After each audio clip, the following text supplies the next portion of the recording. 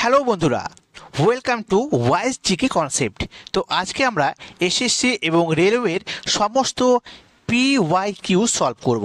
তো আজকের প্রথম পার্টে থাকবে 40টি প্রিভিয়াসের কোশ্চেন, যা তোমাদের অবশ্যই জানা উচিত। তো চলো দেখা যাক। প্রথম কোশ্চেন দেখো, ইম্পেরিয়াল ব্যাংক অফ ইন্ডিয়া কবে প্রতিষ্ঠিত হয়েছিল? ইম্পেরিয়াল ব্যাংক অফ ইন্ডিয়া এটি প্রতিষ্ঠিত হয়েছিল 1921 সালে। সিএনজির পুরো নাম কি? তো সিএনজির পুরো নাম হচ্ছে কম্প্রেসড ন্যাচারাল গ্যাস, ঠিক আছে, যা একটি পরিবেশ বান্ধব জ্বালানি, ঠিক আছে। নেক্সট দেখো, বিক্রমশিলা গঙ্গা ডলফিন অভয়ারণ্য কোন রাজ্যে রয়েছে? তো বিহারে রয়েছে বিক্রমশিলা গঙ্গা ডলফিন অভয়ারণ্য। থর মরুভূমির দীর্ঘতম নদীর নাম কি? লুনি নদী। বাবর কোন বছরে ইব্রাহিম লোদিকে হারিয়ে দিল্লি ও আগ্রা দখল করেছিলেন? তো 1526 সালে, যা প্রথম পানিপথের যুদ্ধ নামে পরিচিত। পরবর্তী দেখো, মানুষের চুল, নখ এবং ত্বকের উপরের স্তর গঠনে কোন পদার্থটি সাহায্য করে? কেরাটিন, ঠিক আছে। ভারতের সংবিধানের প্রস্তাবনা কবে উপস্থাপন করা হয়? 13 ডিসেম্বর 1946 সালে। প্রথম কমনওয়েলথ গেমস কবে অনুষ্ঠিত হয়েছিল? 1930 সালে। তারপর হচ্ছে জাভা খাত বা জাভা ট্রেঞ্চ, ঠিক আছে, এটা কোন মহাসাগরে রয়েছে? তো ভারত মহাসাগরে অবস্থিত, ঠিক আছে। কেরালায় পালিত হয় ওনাম উৎসব, তোমরা সকলে জানো। তো এই ওনাম উৎসবে যে পালিত হয় কতদিন ধরে চলে? মনে রাখবে 10 দিন ধরে চলে, ঠিক আছে। কতদিন? 10 দিন। আসামের চা জনজাতির ঐতিহ্যবাহী নৃত্যটা কী নামে পরিচিত? ঝুমুর নৃত্য, ঠিক আছে। ঝুমুর ডান্স নামে পরিচিত আসামের চা জনজাতি দ্বারা পালিত হওয়া ঝুমুর নৃত্য, ঠিক আছে। তারপর দেখো, ম্যাক্রো ইকোনমিক্সের জনক কাকে বলা হয়? জন মেনার্ড কেইন্স বা JM কেইন্স বলতে পারো, যাকে ম্যাক্রো ইকোনমিক্সের জনক বলা হয়। বেলুন ফোলালে কোন নিষ্ক্রিয় গ্যাস ব্যবহৃত হয়? সেটা হচ্ছে হিলিয়াম গ্যাস ব্যবহার করা হয়, ঠিক আছে। পরবর্তী দেখো, উত্তরপ্রদেশের পর কোন রাজ্যে সবচেয়ে বেশি লোকসভার আসন রয়েছে? আমরা জানি সবচেয়ে প্রথমে রয়েছে উত্তরপ্রদেশ, সবচেয়ে বেশি আসন রয়েছে লোকসভার। তো কোশ্চেন জিজ্ঞেস করা হচ্ছে দ্বিতীয় স্থানে রয়েছে মহারাষ্ট্র। নেক্সট দেখো, হিন্দু বিধবা পুনর্বিবাহ আইন কবে কার্যকর হয়েছিল? 1856 সালে। কাবাডি খেলাকে পূর্ণাঙ্গ ক্রীড়া হিসাবে এশিয়ান গেমসে অন্তর্ভুক্ত করা হয় কত সালে? 1990 সালে। অচান্ত শরৎ কমল তিনি কোন খেলার সাথে জড়িত? Table tennis. গান্ধী আরোইন চুক্তি কত সালে স্বাক্ষরিত হয়? 1931 সালে।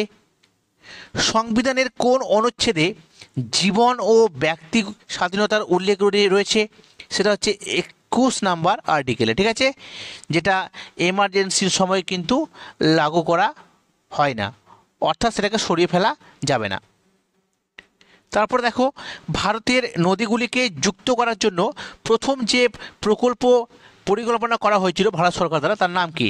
তো কেন বেতোয়া প্রকল্প, ঠিক আছে, কেন বেতোয়া প্রকল্প। মানুষের দেহে কতগুলো ক্রোমোজোম থাকে? তো 23 জোড়া বা 46টি। এক্সাম ওরিয়র এই বইটির লেখককে? নরেন্দ্র মোদী। সাঁচি স্তূপ কত সালে ইউনেস্কো বিশ্ব ঐতিহ্য হিসাবে ঘোষণা পায়? তো এটা হবে 1989 সালে, ঠিক আছে। কোশ্চেনটা বহুবার এসেছে পরীক্ষায়। প্রতি বছর ভারতের সেনাবাহিনী দিবস কবে পালিত হয়? তো সেনাবাহিনী দিবস 15 জানুয়ারি, ঠিক আছে। নেক্সট দেখো, রবার্ট ক্লাইভ কবে ভারতে আসেন? 1743 সালে। বাণভট্ট কোন রাজাকে নিয়ে জীবনী রচনা করেছিলেন? সেটা হচ্ছে হর্ষবর্ধন, ঠিক আছে। নেক্সট দেখো, গুরুমুখী লিপি এর স্রষ্টা কে ছিলেন? গুরুমুখী এই লিপির স্রষ্টা ছিলেন গুরু অঙ্গদ, ঠিক আছে।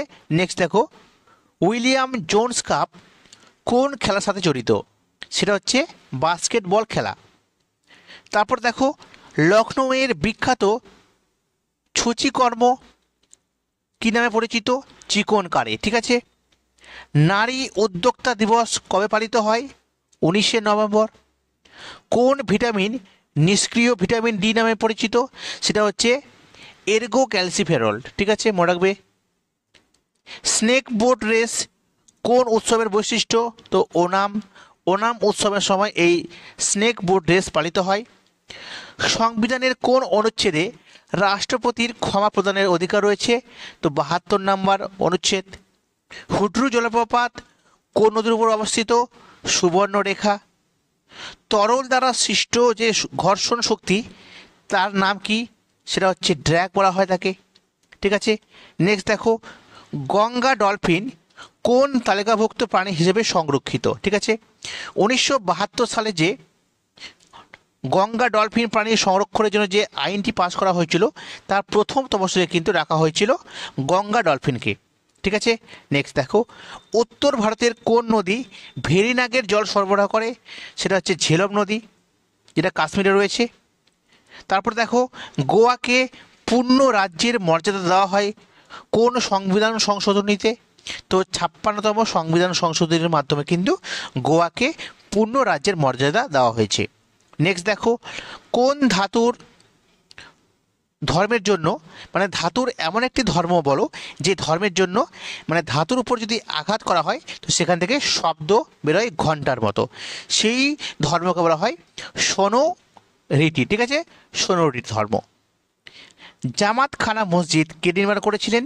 খিজির খা। ঠিক আছে, জামাতখানা মসজিদ নির্মাণ করেন খিজির খা। ঠিক আছে, তো এই ছিল আজকের 40টি বাছাই করা প্রিভিয়াস ইয়ার কোশ্চেন্স। যদি তোমরা এই ধরনের ক্লাস চাও তো অবশ্যই কমেন্ট করবে। ঠিক আছে, আর রেগুলার ক্লাসগুলো করো, আর তোমরা কিন্তু নোটস তৈরি করো। ঠিক আছে, দেখবে 1 মাসের মধ্যে তোমাদের এত জিকে রেডি হবে যে তোমরা, এবং ডাইরেক্ট কোশ্চেন তোমরা পরীক্ষায় কমন পাবে। ঠিক আছে, তো অবশ্যই ভালো করে এটা রেডি করবে। আর অবশ্যই যদি নতুন হও চ্যানেলটা সাবস্ক্রাইব করো, সকলে সাপোর্ট করো। অবশ্যই তোমাদের জন্য আরও বেটার কিছু নিয়ে আসবো। ঠিক আছে, সকলে ভালো থেকো। Thank you.